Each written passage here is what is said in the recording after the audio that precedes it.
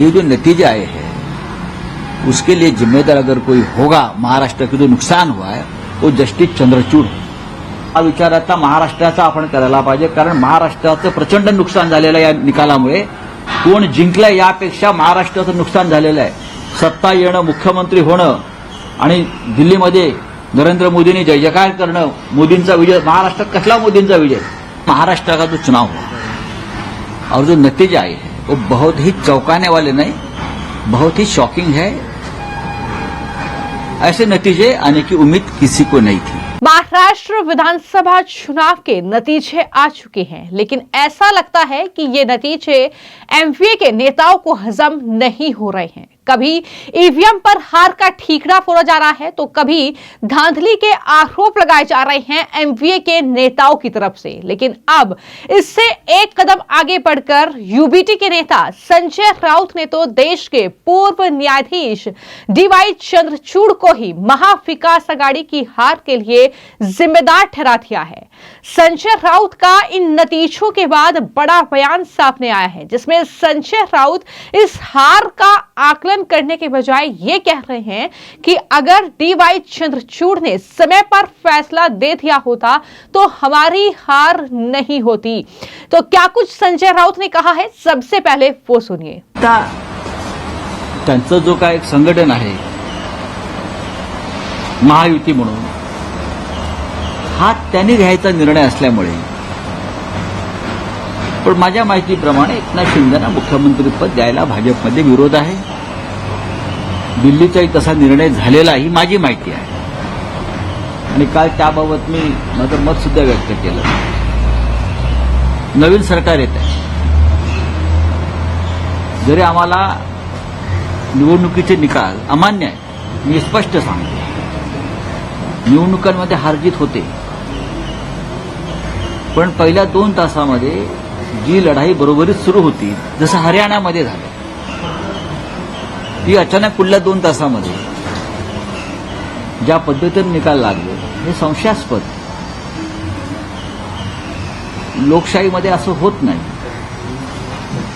निकाल आधीच ठरलेला होता, फक्त मतदान करून घेतलं. निकाल आधीच ठरवला होता, फक्त मतदान होऊ दिलं. तरीही या सगळ्याला जर जबाबदार कोणी असेल या महाराष्ट्रातल्या घडामोडींना, ते सरन्यायाधीश डीवाय चंद्रचूड. देशाचं सुप्रीम कोर्ट ज्यांनी वेळेत निर्णय द्यायला हवा होता, आमदार अपात्रतेच्या संदर्भात, मग तुम्ही कशा करता बसलेला? 2.5-3 वर्ष तुम्ही निर्णय देत नसाल तर तुम्ही खुर्च्या कशा करता उभवताय? सरकारवरती का ओझं म्हणून तुम्ही जनतेच्या पैशाचं तुम्ही चुराडा करताय?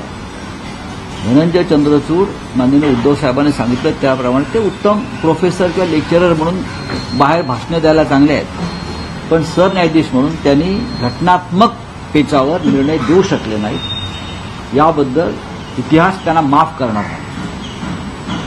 जर त्यांनी योग्य निर्णय दिला असता तर महाराष्ट्राचं चित्र बदललं असतं. आज जे तुम्हाला चित्र दिसतं, तुम्हाला चित्र नक्कीच दिसलं नसतं.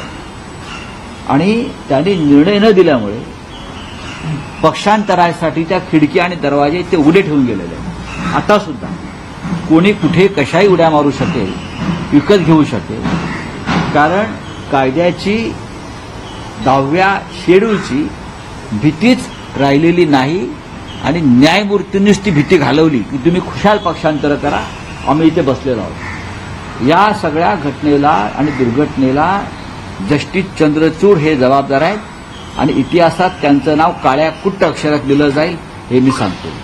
आता प्रश्न राहिला मुख्यमंत्री कोण होणार? मुख्यमंत्री कोण होणार हे गुजरात लॉबी ठरवेल. महाराष्ट्रात त्यांनी शपथ घेण्यापेक्षा खरं म्हणजे गुजरातला त्यांनी शपथविधी सोहळा घेतला तर त्यांच्या लोकांना आनंद होईल. गुजरातला जो मोठा एक जो आहे काय मोदींच्या नावानं स्टेडियम, तिथे जास्त लोक बसतात, तर त्या तिथे त्यांनी शपथविधी सोहळा महाराष्ट्राच्या मुख्यमंत्र्याचा सरकारचा घेणं हे अधिक संयुक्तिक ठरेल. शिवतीर्थावर घेतला तर तो छत्रपती शिवाजी महाराजांचा अपमान ठरेल. वानखेडेवरती घेतला तर समोरच्या 106 हुतात्म्यांचा अपमान ठरेल. त्याच्यामुळे त्यांनी गुजरातची निवड करावी शपथ घेण्यासाठी. हे सरकार गुजरात लॉबीला हवं होतं म्हणून आणण्यात आलेलं आहे आणि लादण्यात आलेलं आहे. अजून काय आहे आपल्याकडे? राऊत साहेब, तुम्ही म्हणालात की या सगळ्या निकालाला सर्वस्वी चंद्रचूड जबाबदार आहे, होय, असा तुमचा एक नक्कीच. मोठा आरोप किंवा टीका आहे. पण तुम्ही म्हणाला होता की सर्वोच्च न्यायालयात आम्हाला न्याय नाही मिळाला. उद्धव ठाकरे सतत सांगत होते की आता आम्ही जनतेच्या न्यायालयात जातो आणि जनतेच्या न्यायालयात आम्हाला जनतेचा अपेक्षा आहे की आमच्या बाबतीत न्याय होईल. पण जनतेच्या जनतेने नाकारले. न्यायाला नाही, जनतेच्या न्यायाला सुद्धा हा न्याय विकत घेण्यात आला. ज्या पद्धतीनं आपण पाहिलं ना, ज्या पद्धतीनं प्रचंड पैसा यंत्रणा वापरून सुद्धा आम्हाला ज्या पद्धतीनं तो न्याय विकत घेतला त्या पद्धतीनं हा न्याय सुद्धा विकत घेण्याचा प्रयत्न झाला. पण आम्ही निराश नाही, हे लक्षात घ्या. आम्हाला वाईट जरूर वाटलं की शेवटी महाराष्ट्र कोणत्या दिशेने जातोय, महाराष्ट्राचं काय होणार, महाराष्ट्राच्या भविष्याची चिंता ही आम्हाला आहे ना. आम्ही ही लढाई अर्धवट सोडणार नाही. मतविभागणी हा सगळ्यात मोठा फॅक्टर ठरतो. मतविभागणी ठिकठिकाणी ज्या पद्धतीनं या लोकांनी मतविभागणीसाठी अडथळे निर्माण केले महाराष्ट्रात प्रत्येक मतदारसंघात, म्हणजे स्वतःपेक्षा मतविभागणी कशी होईल याकडे त्यांनी जास्त लक्ष दिलं आणि त्याचा फटका आम्हाला दिला. मग मनसे असेल, वंचित असेल, या सगळ्यांना व्यवस्थित त्यांचं मॅनेजमेंट करून ठिकठिकाणी आमचे उमेदवार हे कमी कमी मतानं कसे पाडण्यात आले हे तुम्ही चित्र मुंबईत बघू शकता, महाराष्ट्रात अन्य ठिकाणी पाहू शकता. न पेक्षा एकनाथ शिंदेंनी किंवा अजित पवारांनी असा काय तीर मारलेला आहे की त्यांना इतक्या जागा मिळाव्यात? नाही. राष्ट्रीय स्वयंसेवक संघ यांची भूमिका या निवडणुकीत महत्वाची राहिली. त्यांचे कार्यकर्ते, त्यांचे जे होते लोक स्वयंसेवक म्हणून, ते घराघरात जाऊन एक वेगळ्या पद्धतीचा विषारी प्रचार करत राहिले आणि लोकांची मनं आणि मतं भडकवत राहिली. त्याचा आम्हाला काही ठिकाणी परिणाम झाल्याचं दिसतोय. अजून आमचं असेसमेंट सुरू आहे. शरद पवारांसारखा जो मोठा नेता आहे, महाराष्ट्रातला सगळ्यात मोठा नेता, त्यांनी या राज्यामध्ये उघडपणे एक भूमिका घेतली गद्दारांविरुद्ध आणि त्यांना ठिकठिकाणी प्रचंड प्रतिसाद मिळत होता. जेणेकरून शरद पवार साहेबांना मानणारा जो मोठा वर्ग ज्या भागात आहे तिथे जर पवार साहेबांचे उमेदवार पडले असतील तरी अत्यंत गंभीर गोष्ट आम्हालाही वाटते. शिवसेनेच्या अनेक बालेकिल्ल्यामध्ये आम्हाला ज्या पद्धतीनं हार पत्करावी लागली तो सुद्धा गंभीर विषय आहे. एकनाथ शिंदे हे खूप मोठा विचार घेऊन राजकारणात आलेले नाहीये. त्यांनी शिवसेनेशी एक प्रकारे बेईमानी करून भारतीय जनता पक्ष मोदी शहांच्या मदतीनं आपलं राजकारण करण्याचा प्रयत्न केला. पण भारतीय जनता पक्ष हा वापरा आणि फेका या वृत्तीचा असल्यामुळे जे उद्धव ठाकरे यांच्या बाबतीत घडलं ते लवकरच एकनाथ शिंदे यांच्या बाबतीत घडेल काय याच्याविषयी माझ्या मनामध्ये नेहमीच शंका असतात आहे. तुम्ही म्हणतात की हा निर्णय अनाकलनीय आहे. राज ठाकरे म्हणतात राज ठाकरे यांनी भारतीय जनता पक्षाला मदत करण्याची भूमिका घेतली नसती, विशेषतः मोदी शहान महाराष्ट्राच्या दुश्मनानं. तरी सुद्धा या राज्यामध्ये एक चित्र आशादायक दिसलं असतं. अनेक ठिकाणी त्यांचे उमेदवार त्यांना भाजपनं उभे करायला लावले आणि त्याचा जो व्हायचा तो परिणाम अनेक वर्ष होतोय त्याप्रमाणे झालेला आहे. डॉक्टर बाबासाहेब आंबेडकर यांचा विचार सांगणारे आमचे सगळ्यांचे मित्र बाळासाहेब आंबेडकर यांच्या उमेदवारांनी अनेक ठिकाणी भारतीय जनता पक्षाला मदत होईल अशा प्रकारची भूमिका घेतली. या सगळ्याचा भविष्यामध्ये आपल्याला विचार करावा लागेल आणि खरोखर आपल्याला महाराष्ट्राचं काही आपण योगदान देऊ इच्छितो का महाराष्ट्राचं आम्ही काही देणं लागतो तर ह्या महाराष्ट्रातल्या गुजराती लॉबीच्या विरुद्ध आम्हाला सगळ्यांना एकत्र यावं लागेल. दरवाजे उघडे असतील महाराष्ट्र निर्माण करण्यासाठी, दरवाजे उघडे असतील आता तुम्हाला असं वाटतं का कारण की किमान राज ठाकरे उद्धव ठाकरे यांनी एकत्र, तुम्ही गुजराती हा विषय करतात म्हणून मराठी माणसामध्ये जी मराठी माणसामध्ये फूट पाडण्याचं काम यापुढे कोणीही करू नये. मराठी माणूस आम्हाला माफ करणार नाही. मराठी माणसांच्यासाठी मग प्रकाश आंबेडकर जे असतील, प्रकाश आंबेडकरांना मानणारा वर्गही मराठीच आहे ना. ठीक आहे, महाराष्ट्रामध्ये कोणी बाहेरचे लोक येऊन त्यांना मतदान करणार नाही. प्रत्येकानं मग काँग्रेसला असेल, राष्ट्रवादी काँग्रेसला मानणारा वर्ग हा मराठीच आहे. अनेक ठिकाणी असं लक्षात आलंय मनसेला मानणारा वर्ग हा मराठी आहे. आम्हाला सगळ्यांना भविष्यामध्ये महाराष्ट्र वाचवण्यासाठी खूप गांभीर्यानं पावलं टाकावी लागतील. आजचा निकाल, कालचा निकाल मी त्याला निकाल मानत नाही बरं का, जनतेचा कौल मानत नाही, पण हा जो त्यांनी कौल म्हणून जो आमच्यासमोर आणलेला आहे, तर त्या संदर्भात आम्हाला सगळ्यांना, प्रत्येक राजकीय पक्षाला ज्यांचं खरोखर महाराष्ट्रावर प्रेम आहे आणि ज्यांना खरोखर मराठी माणसाविषयी मनामध्ये आस्था आहे, त्या प्रत्येकाला गांभीर्यानं विचार करून 106 हुतात्म्यांनी जे बलिदान दिलेलं आहे, हिंदू हृदय सम्राट बाळासाहेब ठाकरेंनी मराठी माणसाला जो पाठीचा कणा दिलेला आहे, त्या कण्यावर लाथ मारून तो कणा तोडण्याचा जो प्रयत्न होतोय, त्यासाठी आम्हाला सगळ्यांना एकत्रित बसून विचार करावा लागेल, हे माझं मत आहे. एक स्पेसिफिक प्रश्न आहे. गेल्या 10 वर्षात ठाकरे लिगसीला म्हणजे 2014 पासून उतरती कळा लागलेली दिसते. एकूण या निवडणुकीमध्ये बघितलं तर असं वाटतं का या निकालांमधून यापूर्वी दोन ठाकरे बंधूंनी एकत्र येणं आता गरजेचं आहे? एक बघा, नरेंद्र मोदी आणि अमित शहा यांचं जी पावलं पडतायत ती पहिल्यापासून महाराष्ट्रामध्ये ठाकरे, बाळासाहेब ठाकरे त्यांची शिवसेना ही राहूच नये, त्यानंतर माननीय शरद पवार आणि त्यांचा राष्ट्रवादी काँग्रेस पक्ष राहू नये, हे दोन्ही पक्ष कायम महाराष्ट्राच्या स्वाभिमानाशी कधीही तडजोड न करणारे पक्ष आहेत. बघा, वैचारिक मतभेद असतात, आम्ही कोणत्या भूमिका घेतल्या नाही घेतल्या याच्यावर नाही, पण हे दोन पक्ष म्हणजे महाराष्ट्राचे पाटकण आहेत. महाराष्ट्राच्या अस्मितेचे हे दोन पक्ष सतत लढणारे पक्ष आहेत. त्याच्यामुळे या दोन पक्षांना संपवायचंच, त्यांना राजकारणात ठेवायचंच नाही, यासाठी केलेली कारस्थानं आता उघड झालेली आहेत. आम्ही गौतम अडाणी यांच्या पैशाच्या राजकारणाला विरोध केला, पण गौतम अडाणी हा भाजपचा खरा चेहरा आहे, त्याच्यामुळे गौतम अडाणींचा वापर करून आमचा पराभव करण्याचा प्रयत्न झाला. अमेरिकेमध्ये अटक वॉरंट निघतात अडाणींना, महाराष्ट्रामध्ये अडाणींचा पक्ष विजयी व्हावा किंवा अडाणींची भूमिका विजयी व्हावी, मग धारावी असेल, मुंबईचे भूखंडाचा जो विषय आहे तो, म्हणजे ते दाखवतायत की महाराष्ट्रामध्ये अडाणीला पाठिंबा आहे. म्हणून महाराष्ट्राच्या हितासाठी जो कोणी असेल, मग कोणी भारतीय जनता पक्षामध्ये असते, कोणी अन्य कुठल्या पक्षात असते, कोणी MIM मध्ये असते, कोणी समाजवादी पार्टीमध्ये असते, महाराष्ट्र हितासाठी सगळ्यांनी एकत्र येणं आणि हे जे काय काल एक मोठं बांडगुळ जन्माला आलेलं आहे विजयाच्या नावानं, त्या बांडगुळाला भविष्यामध्ये फार खतपाणी न घालणं हे प्रत्येक मराठी माणसाचं, मराठी नेत्याचं काम आहे. असू नये राज ठाकरे ही आहेत, त्यांनी अशा प्रकारची भूमिका घेणं गरजेचं असं मला वाटतं. बघा, निवडणुका संपलेल्या आहेत, निवडणुका संपल्यावरती हा विचार आता महाराष्ट्राचा आपण करायला पाहिजे, कारण महाराष्ट्राचं प्रचंड नुकसान झालेलं आहे या निकालामुळे. कोण जिंकलं यापेक्षा महाराष्ट्राचं नुकसान झालेलं आहे. सत्ता येणं, मुख्यमंत्री होणं आणि दिल्लीमध्ये नरेंद्र मोदींनी जय जयकार करणं, मोदींचा विजय. महाराष्ट्रात कसला मोदींचा विजय? महाराष्ट्रामध्ये शिवाजी महाराजांचा विजय व्हायला पाहिजे, महाराष्ट्रामध्ये बाळासाहेब ठाकरेंचा विजय व्हायला पाहिजे, महाराष्ट्रात शरद पवारांचा विजय व्हायला पाहिजे. मोदींचा विजय काय महाराष्ट्रामध्ये? अमित शहांचा विजय महाराष्ट्रामध्ये? काय संबंध आहे महाराष्ट्राशी? महाराष्ट्र लुटून तुम्ही गुजरातला नेला आणि मोदींचा विजय म्हणता, लाज वाटली पाहिजे शपथ घेणाऱ्यांना उद्या.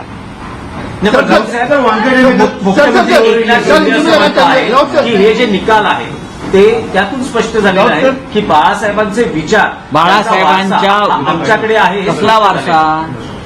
म्हणजे एकनाथ शिंदेने असं सांगणं म्हणजे डॉक्टर बाबासाहेब आंबेडकरांचा विचारांचा वारसा हा रामदास आठवलेने सांगावं माझ्याकडे आणि मीच त्यांचा वारस आहे, कळलं?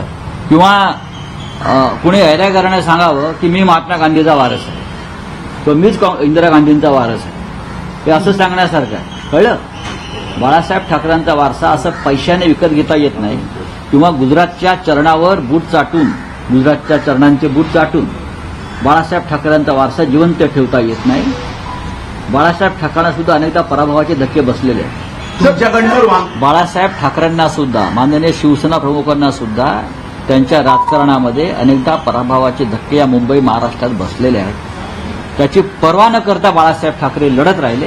हा इतिहास जरा एकनाथ शिंदे आणि त्यांच्या लोकांनी समजून घ्यावा. शिवसेना वारसा बरं का, लोकांचा कौल वगैरे या गोष्टी आम्हाला शिकवू नका. आम्ही अजूनही जमिनीवर उभे आहोत आणि आम्ही लढायला तयार आहोत. सर जस्टिस चंद्रचूड़ को लेकर आपने टारगेट किया हो गया। आप बताइए क्या है। सर जस्टिस चंद्रचूड़ को लेकर आपने टारगेट किया, वहीं आरएसएस की भूमिका रही महायुति की। देखिए, महाराष्ट्र का जो चुनाव हुआ और जो नतीजे आए हैं वो बहुत ही चौंकाने वाले नहीं, बहुत ही शॉकिंग है। ऐसे नतीजे आने की उम्मीद किसी को नहीं थी, कोई लहर नहीं थी किसी की। नरेंद्र मोदी और अमित शाह को महाराष्ट्र क्यों वोट देगा? पूरा कैंपेन उनके खिलाफ चला, इसलिए कि महाराष्ट्र लूटने का पूरा एक कारस्तान यहां हो गया। यहां से पूरे उद्योग गुजरात में लेके गए, इसलिए वोट दिया लोगों ने कि हमारा रोजगार गुजरात में मोदी जी लेके जा रहे हैं, चलो हम मोदी जी को वोट दे देंगे, इसलिए खुश है। महाराष्ट्र में किसानों की आत्महत्या चल रही है, महाराष्ट्र में बेईमानी हो गई। ये जो नतीजे आए हैं उसके लिए जिम्मेदार अगर कोई होगा, महाराष्ट्र का जो नुकसान हुआ है वो justice Chandrachud, chief justice of India के पद पर बैठे व्यक्ति, जिसने समय पर अपना निर्णय नहीं दिया, अपनी जजमेंट नहीं दी डिस्क्वालिफिकेशन के बारे में। 40-40 लोगों ने बेईमानी की, जिस पार्टी से चुनकर आए थे वो पार्टी को छोड़कर दूसरे पार्टी में जाकर सत्ता में बैठे हैं। आपकी जिम्मेदारी है संविधान की रक्षा। आपने अगर निर्णय दिया होता तो ये हिम्मत आगे कोई नहीं करता। आपने वो आज भी वो खिड़की दरवाजे खुले रखकर आप वहां से रिटायर हो गए। आप कोई भी किसी तरह से पार्टी बदल सकता है या सरकार बना सकता है दूसरी पार्टी, अपनी पार्टी को छोड़कर, तो इतिहास चंद्रचूड़ साहब को कभी माफ नहीं करेगा और उनका नाम काले शाही में लिखा जाएगा एकदम, कि इस प्रकार की व्यक्ति अपने पद पर बैठी थी और 3 साल तक एक संविधान के खिलाफ बैठी हुई सरकार को प्रोटेक्शन देते रही। वो पार्टी किसकी है, वो चुनाव चिन्ह किसका है, उस बारे में 3 साल में निर्णय नहीं ले सकते थे। इतने बड़े बड़े फैसले देने की आप बात करते हो ना, राम मंदिर से लेकर ये क्या बोलते हैं बॉन्ड तक, इलेक्ट्रल बॉन्ड तक, और पब्लिसिटी का स्टंट करते रहे आप लोग। लेकिन एक संविधान के खिलाफ एक निर्णय एक बड़े राज्य में हुआ है, उसके बारे में आपने मुंह पर ताला रखा और तारीख पर तारीख का खेल में सबको उलझा कर रखकर आप रिटायर हो गए। तो ये जो हुआ है महाराष्ट्र में, ये महाराष्ट्र याद रखेगा। ये चंद्रचूड़ जी है, उनके होते हुए ये सब हुआ है और हम याद रखेंगे। उद्धव ठाकरे शरद पवार जनता के न्यायालय में गए, वहां भी जनता ने देखिए, जिस तरह से सुप्रीम कोर्ट में न्याय नहीं मिला, न्याय खरीद लिया, उस तरह से वहां पैसा यंत्रणा पूरी तरह से जिस तरह से इस्तेमाल किया गया। लेकिन हम निराश नहीं है, हम लड़ने वाले लोग हैं। हम बाला साहब ठाकरे के शिवसैनिक हैं। बाला साहब ठाकरे साहब ने भी उनकी जिंदगी में ऐसे बहुत हार जीत देखी है। तो हमको कोई चुनाव हराया, हमने सत्ता गंवाई, उसके लिए हमको कोई दुख नहीं है। हम लड़ेंगे और जो महाराष्ट्र के खिलाफ जो काम हो रहा है उसको विरोध करते रहेंगे। राज ठाकरे और उद्धव ठाकरे ने एक साथ आना चाहिए। महाराष्ट्र की जनता दुखी है इस निर्णय से, खुश नहीं है। कहाँ जल्लोष है, देखा कहाँ है? ठीक है, बीजेपी के ऑफिस के सामने या वो एकनाथ शिंदे के वर्षा में मुख्यमंत्री के निवास पर कुछ हुआ होगा, लेकिन जो निर्णय हुआ है लोगों को, लोग अभी भी आश्चर्यचकित है कैसा हुआ, क्या हुआ, ये क्या हुआ, कैसे हुआ, उस उलझन में लोग आज भी पड़े हैं। तो ये महाराष्ट्र के खिलाफ एक जो जनता का फैसला सुनाया गया है, ऐसे लोग बोलते हैं, नहीं ऐसा नहीं है। तो हम लोग चाहेंगे, कल होने वाला है शपथ ग्रहण सोहरा, मैं तो कहूंगा ये महाराष्ट्र में नहीं होना चाहिए। ये सरकार गुजरात लॉबी ने लाई है, व्यापारी मंडल ने लाई है वहां की। तो शपथ ग्रहण सोहरा गुजरात का जो एक बड़ा स्टेडियम है मोदी जी के नाम से, उनके ऊपर होना चाहिए। अगर आप शिवाजी पार्क में करेंगे तो छत्रपति शिवाजी महाराज का अपमान होगा। अगर आप वानखेड़े स्टेडियम में करेंगे तो सामने ही हमारा 106 शहीदों का स्मारक है, महाराष्ट्र के लिए जो शहीद हुए थे, उनका अपमान होगा। तो सबसे अच्छी जगह है गुजरात का जो स्टेडियम है, मोदी स्टेडियम, नरेंद्र मोदी स्टेडियम, उनके ऊपर शपथ ग्रहण सोहरा होना चाहिए और यही ठीक है उनके लिए। और जो लोग महाराष्ट्र पर प्रेम करते हैं, वो सभी नेता हो, कार्यकर्ता हो, सभी ने इस सरकार का निषेध और धिक्कार करना चाहिए। और आने वाले दिनों में चुनाव हो गया है, राजनीति खत्म हो गई है, महाराष्ट्र की रक्षा के लिए in the interest of Maharashtra हम सबको एक आना। तो आपने सुना संजय राउत को, जो कि देश के पूर्व न्यायाधीश को महाविकास आघाड़ी की हार के लिए जिम्मेदार ठहरा रहे हैं। हालांकि उन्होंने क्या कुछ आरोप लगाया है वो भी आपने सुना। उन्होंने कहा कि जो नतीजे आए हैं उसके लिए केवल पूर्व सीजीआई ही जिम्मेदार हैं। उन्होंने समय पर अगर फैसला नहीं दिया, अपना जजमेंट नहीं दिया, 40 लोगों ने बेईमानी की थी, जिस पार्टी से चुनकर आए थे वो जाकर दूसरी पार्टी की सत्ता में चले गए। आपकी जिम्मेदारी है संविधान की रक्षा करना। आपने अगर निर्णय दिया होता तो आगे कोई हिम्मत नहीं करता। आप खिड़की दरवाजे से खुले रखकर वहां से रिटायर्ड हो गए। अब कोई किसी भी तरीके से पार्टी बदल सकता है या सरकार अपनी पार्टी छोड़कर जा सकता है। इतिहास चंद्रचूड़ साहब को कभी माफ नहीं करेगा। ये शब्द हैं संजय राउत के। इस हार पर जाहिर तौर पर पहले से ही ये समझा जा रहा था कि ये जो चुनाव होगा ये शिवसेना के लिए, उद्धव गुट और शिंदे गुट के लिए लिटमस टेस्ट की तरह होगा। जनता ये तय कर लेगी कि उनके लिए असली शिवसेना कौन है। और जनता ने ये तय कर लिया है, शिंदे गुट को उन्होंने ज्यादा सीटें दी हैं बजाय उद्धव गुट के। तो ऐसे में उद्धव ठाकरे की राजनीति को महाराष्ट्र की जनता ने पूरी तरीके से नकार दिया। हालांकि मैं आपको यह भी बता दूं कि लगातार सीजीआई डीवाई चंद्रचूड़ जो अब रिटायर्ड हो चुके हैं, वो दरअसल इस चुनाव में उद्धव गुट के निशाने पर रहे हैं। फिर चाहे वो उद्धव ठाकरे के बयान ही क्यों ना रहे हों या फिर संजय राउत के बयान रहे हों। उद्धव ठाकरे ने भी कई बार जनसभा में रिटायर्ड हुए सीजीआई डीवाई चंद्रचूड़ का जिक्र किया। उन्होंने साफ तौर पर कहा कि उन्होंने फैसला नहीं सुनाया।